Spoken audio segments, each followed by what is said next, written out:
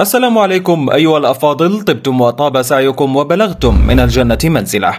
نال لاعب الوسط الأرجنتيني إنزو فرنانديز ذو 21 عاما جائزة أفضل لاعب شاب في كأس العالم.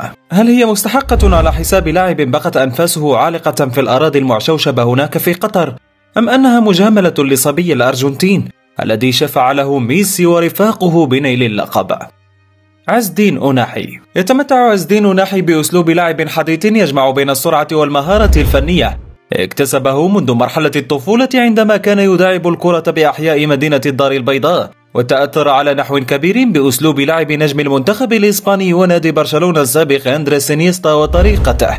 هذا الأسلوب ساعده كثيرا في إبراز نجوميته، لا سيما مع ناديه أونجل الفرنسي والمنتخب المغربي الذي أصبح أحد ركائزه الأساسية منذ بداية سنة 2022 تحت قيادة المحنك الركراكي. عز الدين أوناحي ذو 22 ربيعا لاعب موهوب ومتعدد القدرات من حيث مراكز اللعب، يلعب جناحا ولاعب ربط بين خط الدفاع وخط الهجوم وموزعا كذلك، ويتمتع بأسلوبه الحديث في اللعب بالسهولة التقنية واللعب الأمامي والتمرير في العمق وجودة التسديدات والكرات الثابتة والاحتفاظ بالكرة، بالإضافة إلى لياقته البدنية العالية، إذ يركض نحو 13 كيلومترا في كل مباراة، وركض 14.70 كيلومتر في المباراة التي جمعت المنتخب المغربي ونظيره الإسباني في دور الثمانية في كأس العالم قطر 2022 أكثر من أي لاعب خط وسط آخر. دوره مشابه لدور لاعب خط الوسط المهاجم، لكنه يميل أكثر إلى التمرير أكثر من كونه هدافا،